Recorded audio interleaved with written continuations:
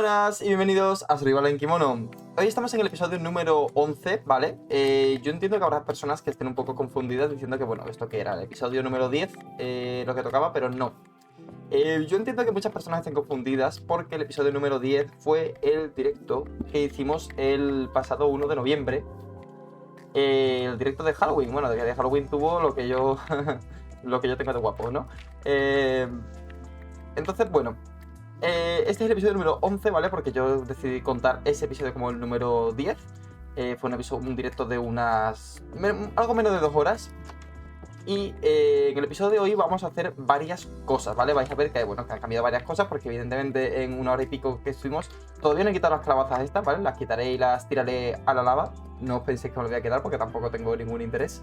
Pero bueno, ahí está ya la base de nuestra futura casa, que tenemos que profundizar bastante más en ello y tal. También hicimos unos establos, exploramos y conseguimos estos árboles y estas maderas tan chulas.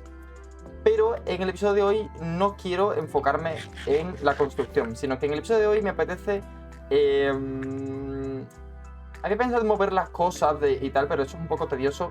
Pero no, en lugar de eso, en el aspecto del Minecraft, ¿vale? En el aspecto del survival, pues lo que vamos a hacer es irnos a la mina. Vamos a minar un ratito, ¿vale? A ver qué nos encontramos, a ver qué sucede, ¿no?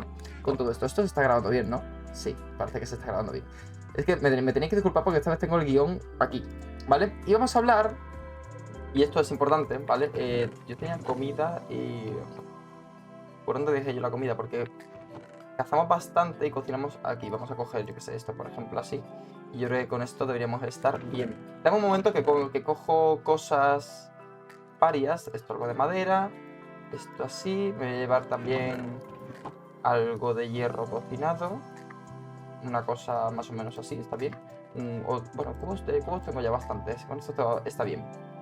Sí, con esto yo creo que tengo suficiente para irme a la mina. No creo que... Ah, bueno. Más madera, ¿no? Quizás para antorchas y eso. Bueno, ¿hay algún de esto de palos? Antorchas aquí. Tengo algún cofre con muchos palos. Ah, bueno, tengo yo palos aquí, en verdad. Bueno, vamos a dejarlo así. Yo creo que así está bien. Bien, vámonos, y antes de que se me haga demasiado tarde, vamos a comenzar con el episodio número de hoy.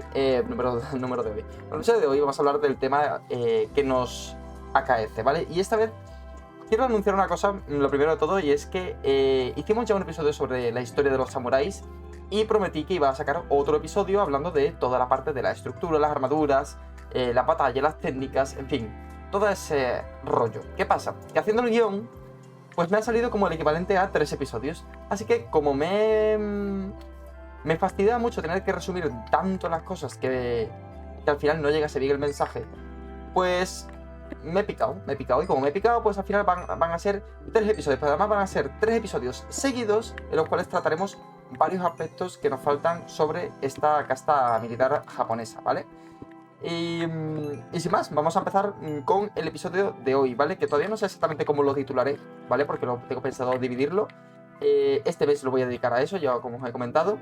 Y vamos a hablar de la vida militar del samurái. Castillos, arma, jerarquía, organización, en fin. Vamos a hablar de todos esos temas que yo creo que son bastante interesantes. Pero bueno, vamos a meternos más en cómo vivían y cómo luchaban, toda esa historia. Vimos ya el origen histórico, ¿vale? Cómo pasaron de ser campesinos armados, ¿no?, a convertirse en la clase dominante de Japón. Pero claro, una vez estaban en el poder, ¿cómo funcionaba este mundo samurái, no? Pues eso es lo que vamos a trabajar hoy. Mientras miramos un poco y buscamos hierro y tal para nuestras armaduras y cosas, pues os voy a contar cómo era la estructura militar de los samuráis, qué armas usaban y cómo eran esos castillos impresionantes que tú piensas y dices, qué chulos son esos castillos típicos japoneses, ¿no? Pues yo te voy a contar exactamente cómo funcionaba eso. Lo primero que hay que entender es que los samuráis no eran todos iguales. Eso es, bueno, ¿cómo decirlo? Fundamental. Así tranquilamente. ¿Y a qué me refiero con que no eran todos iguales? Pues bueno, si te das un segundo te lo cuento, porque es que esto lo voy a iluminar un poco, ¿vale? Porque no quiero tampoco que me venga aquí un bicho y me mate mientras que te estoy contando aquí cosas sobre los samuráis. Esta vez sí que vamos a minar cobre, por cierto, porque quiero probar el tema de los golems y todas estas cosas nuevas estos usos nuevos que nos da el cobre, porque creo que puede ser interesante y chulo, ¿no? Que lo veamos todos juntos. Pero bueno, básicamente los samuráis tenían una jerarquía muy establecida, ¿vale? En lo alto del todo estaba el shogun, como bien sabéis, el jefe militar del país. Era el generalísimo, básicamente, que gobernaba incluso por encima del emperador en ciertos periodos, como por ejemplo en el famoso periodo Edo, ¿vale? Debajo de él estaban los daimios, ¿vale? Que eran los grandes señores feudales que controlaban regiones enteras, ¿vale? Algo que...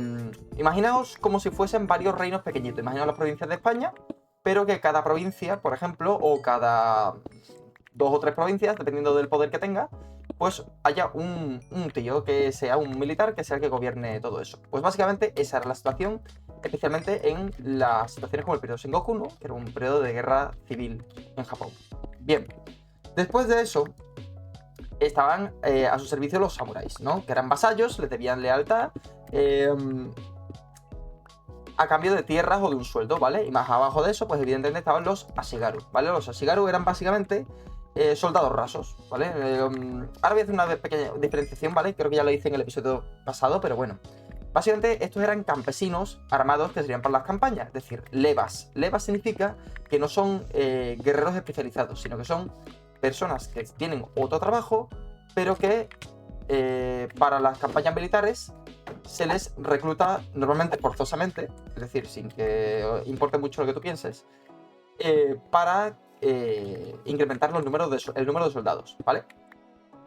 Por otro lado, los samuráis sí eran profesionales, ¿vale? Normalmente provenían de familias de un linaje bastante noble y tal, que se dedicaban a formar a guerreros, ¿vale? Ellos estudiaban el arte de la guerra desde pequeñitos. Y no solo tenían una mayor especialización y conocimiento del arte de la guerra que los ashigaru, por ejemplo, que podían ser campesinos, por ejemplo, sino que además... a ver, ¿vosotros todos? Bien. Sino que además, evidentemente, como os podéis imaginar, pues también llevaban sobre sus hombros la carga de honrar a sus ancestros, ¿no? Que también eran guerreros. Bien. Era un sistema también de lealtades personales, ya que tú servías a un señor, ¿vale? Y él a su superior. Todo se basaba en el honor y en la fidelidad. Si tú traicionabas a tu daimyo, era peor que morir, ¿vale? Entonces, evidentemente, como os he comentado, había una familia, un clan, que era el dominante, vamos a imaginarnos un pequeño reino, ¿no? Era un clan dominante, porque era la familia de guerreros más poderosa, y luego tenía las otras que eran vasallos, ¿vale? Que se había convertido en vasallos a través de matrimonios, campañas militares, etc.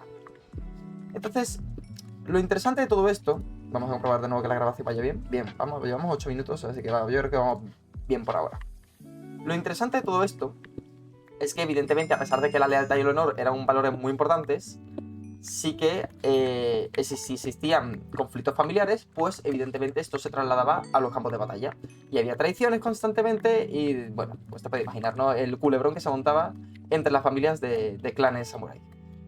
Bien, sigamos. Dios, estaba justo cogiendo el guión y de repente apareció este hombre en mi cara. En fin, hemos sobrevivido. No sé cómo, pero hemos sobrevivido. Bien. Una cosa curiosa es que no podías convertirte en samurái como tal, ¿vale? Era una casta hereditaria, como hemos comentado. Se nacía dentro de una familia de samuráis y desde niño pues te entrenaban. No solo en combate, por cierto, sino también en lectura, en escritura. Es decir, que también tenías las artes como una cosa importante. Y es que ya en el siguiente episodio hablaremos del Bushido, pero básicamente los samuráis, si bien ellos eran soldados, también entrenaban la mente, no solo el cuerpo, ¿vale? Entonces, como tal, no podías ser samurái, tú podías ser ashigaru, pues si te tocaba que el señor de la guerra dijese que todos estos jornaleros van a ir a la guerra, pero si no provenías de una casta especializada, como comentamos en el episodio pasado, que se estableció que los samuráis tenían que ser obligatoriamente profesionales, pues no podías ser samurái ni aunque quisieras, ¿vale? Eso es... Así es la vida, así es la vida. Entrenaban, vamos a hablar de armas, por ejemplo, entrenaban con el arco largo japonés, como el yumi, por ejemplo, la lanza, que es el yari, y por supuesto la katana, aunque esta última era más un símbolo de estatus que el arma de batalla principal, ¿vale? Sobre todo, esto mucha gente le sorprenderá, también había evidentemente diferentes tipos de espadas, largas, cortas, de diferente envergadura, había una espada muy larga para el caballo, el wakizashi, que era más corta, en fin. Pero muy interesantemente, el yumi, el arco, fue el arma más dominante durante la gran mayoría del periodo de los samuráis, ¿vale? Y esto es así. Por mucho que la katana sea el símbolo principal y más reconocible, no es lo primero que se utilizó. Todos también aprendían disciplina a través del zen, de la meditación, la calma antes de la acción. Esto de mantener la mente en blanco para reaccionar con precisión, ¿vale? Todo esto es algo que ya trabajaremos más en profundidad cuando hablemos del Bushido en el próximo episodio.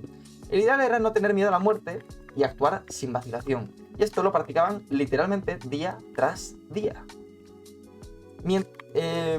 Bueno, mientras seguimos picando te voy a contar algo que me parece muy interesante, que es el tema de los castillos, ¿vale? Porque los castillos japoneses a todo el mundo nos fascina porque son muy interesantes y muy diferentes a los castillos europeos. Vamos a hacernos otro pico. Ahí va, con rapidez. Como podéis ver, mucha rapidez.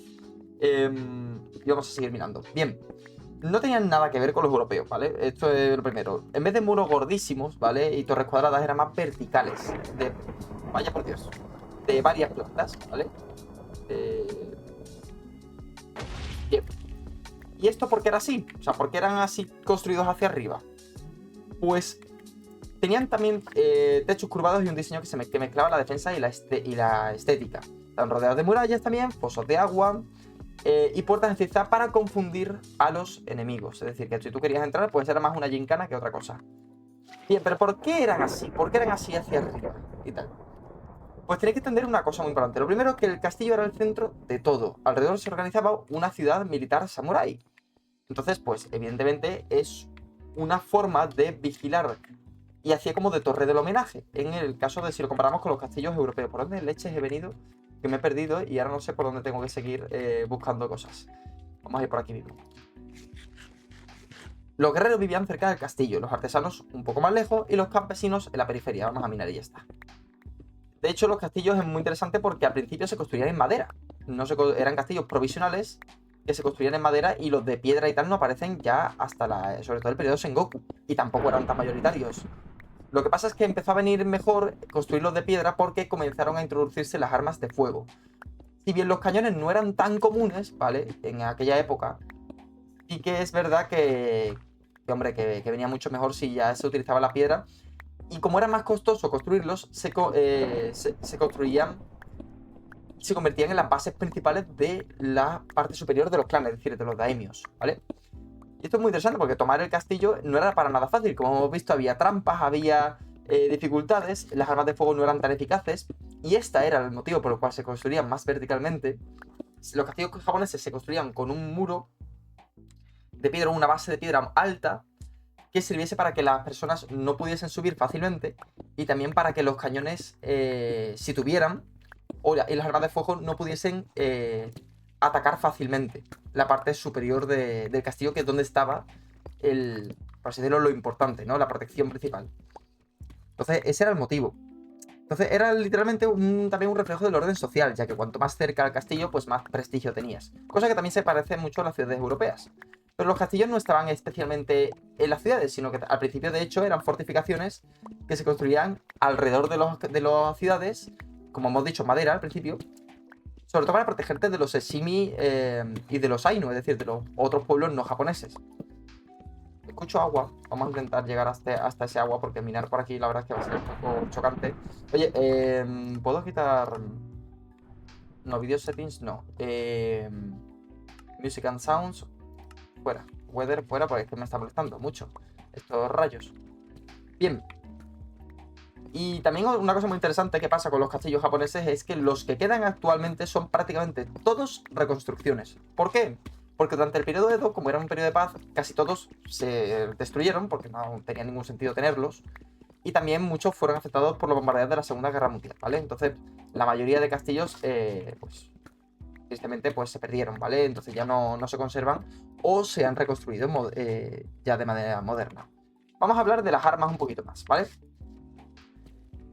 Ya hemos hablado de la importancia que tenía el arco realmente en comparación a lo que pensábamos nosotros de la katana, ¿no? Que era lo más importante. También estaban las naginata, que hemos hablado, que eran alabardas con hoja curva, que eran más comunes entre monjes, guerreros y mujeres samurái. Cierto, interesante este tema. Y luego cuando llegaron los europeos, pues como hablamos también la semana pasada, bueno, la semana pasada no, hace ya 2 o 3 semanas, llegaron los Taregashima, es decir, los arcabuces, las armas de fuego, y los adoptaron rapidísimo y como hemos dicho, tuvieron un impacto bestial en la forma de luchar en Japón. En cuanto a las armaduras, eran una pasada, porque la armadura principal japonesa no era tan pesada como la europea, manda que el coñazo que está siendo dominar aquí. Estaban hechas de placas de hierro que se unían a través de cordones, ¿vale? De cordones de seda. Y esto las hacía más ligeras y más flexibles y sobre todo muy decorativas. Las armaduras normalmente pesaban unos 30 kilos y estaban diseñadas para ir de pie. Y sí, las partes principales estaban las planchas de hierro, pero para que no fuese tan pesada, las partes menos importantes se cubrían de cuero con hierro. Y todo este hierro se lacaba para que se mantuviese mejor frente a la oxidación. Los cascos, que se llaman kabuto, tenían formas increíbles, ya que también tenían los cuernos, emblemas dorados, máscaras demoníacas, cada uno llevaba un kamon, que era el símbolo familiar, como una especie de logo. Era una mezcla perfecta entre función y arte. La verdad es que era bastante interesante en ese aspecto y tal. Y bueno, también tenía muchas partes. Pero no vamos a meter tampoco en ese tema ahora porque, hombre, es más, ¿cómo decirlo? Complejo y tal. Los samuráis nunca separaban la guerra del arte, como hemos estado comentando. De hecho, ya hablaremos un poco más de este impacto que tenían los samuráis. El tema del arte, porque es que era una cosa brutal. O sea, si pensamos en samuráis bastante conocidos, como por ejemplo el famoso Date Masamune, eran expertos de la ceremonia del té, de la caligrafía, de la pintura. Hemos llegado al final aquí y no encontramos una Miranda, que nosotros también estamos teniendo buena suerte. Entonces ellos siempre tenían que estar cultivando la mente constantemente. El teatro no, también era súper, súper importante en la disciplina y en el aprendizaje de los samuráis. Entonces un samurái debía ser letal, pero también debía saber escribir poesía, pintar o apreciar la belleza de una flor de cerezo cayendo. Esta dualidad entre espada y palabra es parte de lo que hace que su figura nos siga fascinando siglos después, ya que su vida giraba en torno al equilibrio de la disciplina, la lealtad, la estética y la muerte. Ya hablaremos más del código del guerrero, del Bushido, porque esto es como que le da mucho más sentido a todo esto que estamos comentando. Mira, a ver si esto nos lleva a algún lado, porque la verdad es que está siendo bastante trágico el tema de explorar por los otros lugares. No eran solo guerreras, eran un poco también como monjes armados, porque también la religión también tenía su cierto papel en todo esto. La verdad es que era bastante interesante en ese aspecto. Y os va a sorprender algo que os voy a decir ahora mismo, seguramente. Vamos a coger aquí tal. También hay que tener en cuenta una cosa muy importante. Como comentamos la semana pasada, los samuráis al principio iban sobre todo a caballo. Y este era el motivo por el cual de que el arco fuese tan importante al principio.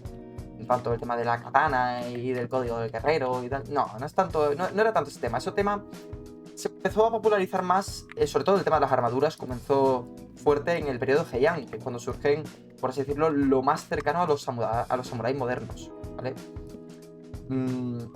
Pero tenéis que entender una cosa. También hablamos la semana pasada del fin de los samuráis, de cómo esta casta dejó de existir para dar paso a los guerreros militares modernos, ya con armas de fuego, ya con una organización militar moderna. Y es que tenéis que entender una cosa, o sea, ya la espada, el arco, la armadura, todas estas cosas estaban totalmente desfasadas. Ese código del guerrero y tal. Oh, diamante, perfecto. Estaba totalmente desfasado. Entonces, ¿cuál era el sentido que se le daba a eso? En la tradición y el ritual. Toda esta parte de la mente, del cultivo de la mente, de la disciplina, de la educación, toda esa parte cobraba una importancia especial. Mira, joder, más diamante. ¿Por qué? Porque aunque los tiempos cambiasen, aunque las armas y las técnicas de combate quedasen desfasadas, toda la parte de la educación y la disciplina se mantenía intacta y se podía aplicar sin problema al futuro. Entonces, esto es la parte más interesante, más romántica, ¿no? De todo esto. Amatista. Vamos a picarla porque esto para decorar está muy chulo. Más romántica y más chula, yo creo, de todo este aspecto de los samuráis, que yo creo que es lo que nos hace más llamativa esta figura, porque guerreros con espada han existido en todas las culturas. ¿Otra vez tú? Me estaba esperando el tío. Ven. Bien. Pero que tengan esta estética tan curiosa, esta forma de pensar tan interesante, toda esta disciplina, este orden social, este trabajo, no solo del cuerpo, sino también de la mente y de las tradiciones, eso es lo que lo hace una cosa, algo mucho más especial y más llamativo seguramente para las personas que estudiamos y que aprendemos sobre... y que nos interesan sobre todo estos temas tan curiosos sobre Japón. Y no sé qué tiempo tenemos, todavía tenemos 4 minutos, pero con la tontería hemos llegado al final. Hemos llegado al final de lo que yo tenía escrito para hoy. ¿Por qué? Porque lo he dividido en 3 episodios, como comenté. ¿Por qué? Porque se hacía demasiado largo y tampoco quería estar otra vez... que me quedaba sin tiempo para todo y eso la verdad es que era muy chocante. A mí quería que estos vídeos fuesen más como un podcast, mucho más tranquilo y relajado y sosegado todo. Y al final acababa todo el rato pues a contrarreloj, ¿no? Haciendo y diciendo todas estas cosas que quería hacer. Así que lo vamos a dividir en 3 episodios. Que nos va a ir mucho mejor. El próximo episodio, y ya os lo voy adelantando, el próximo episodio nos vamos a centrar en la filosofía samurái, en el Bushido, el código de honor, el seppuku, ¿no? El harakiri, todo este rollo que nos pesante. El zen, ¿no? El papel de la religión, que también tenía ello. Todo ese lado más espiritual, que hace que el samurái no sea solo un soldado, sino también un ideal. Así que nada, por supuesto, si os ha molado este episodio, dejad vuestro Yoroi like. Yoroi era básicamente el tipo de armadura más común que los samuráis. Y suscribiros, por supuesto, para no perder la próxima entrega. Vamos a seguir mirando un poquito en este tema. También quiero adelantar una cosa, y es que dentro de poco haré un vídeo. No sé si dentro de poco... porque depende, porque hay vídeos que quiero seguir sacando. Al final no me cabe ni esto. Hay vídeos que quiero seguir sacando constantemente, como lo de las prefecturas, cultura japonesa y tal. Pero... y también depende de lo que me pidan, evidentemente. Pero hay un vídeo que quiero hablar que es sobre un libro, ¿vale? Es un libro, por supuesto, esto viene al cuento del tema de los samuráis. Es el libro de los 5 anillos de Miyamoto Musashi, uno de los samuráis más famosos. Y ya hablaremos en uno de los episodios de los samuráis más famosos y por qué son tan reconocidos. Pero quiero hacer una reseña de este libro porque me parece muy interesante, sobre todo para entender todo el tema del código de honor, técnicas, la mentalidad que tenía un guerrero de estas características de élite completamente. Sobre todo Musashi, que era el guerrero con la mayor tasa de victorias de la historia, si hablamos de los guerreros samurái. Entonces, creo que puede ser un vídeo bastante interesante. Como he dicho, no sé cuándo lo sacaré exactamente. Tengo que todavía que organizar y tal. Porque con la tontería, ahora cuando me quede más libre en diciembre, pues tendré mucho más tiempo que... Vale, esto nos vamos a pirar porque es... espérate. Porque esto es lo del Warden. Y como no sé cómo funciona, pues me voy a pirar. Lo siento, Gladman, yo no voy a intentarlo porque no sé muy bien cómo funciona, ¿vale? No he llegado a esta versión todavía de Minecraft, tristemente, no me he enfrentado aún. Prefiero no jugarme el pescuezo, la verdad. Cuando no sé lo que va a pasar ni cómo funciona y tal, pero tengo entendido que es muy fuerte y que te revienta de 2 toques, ¿no? Entonces prefiero no. Por muy samurái que esto sea, que bueno, los samuráis no negaban la la batalla, pero yo en este caso voy a huir despavoridamente y no va a pasar absolutamente nada. Me estoy perdiendo aquí bastante. Tengo que buscar una nueva zona para poder seguir explorando. A ver, señor, muera usted, así. Ahí está. Tranquilamente. Clicker. Explota. Qué útil es el escudo, de verdad. Es una maravilla. Es tan útil para todo.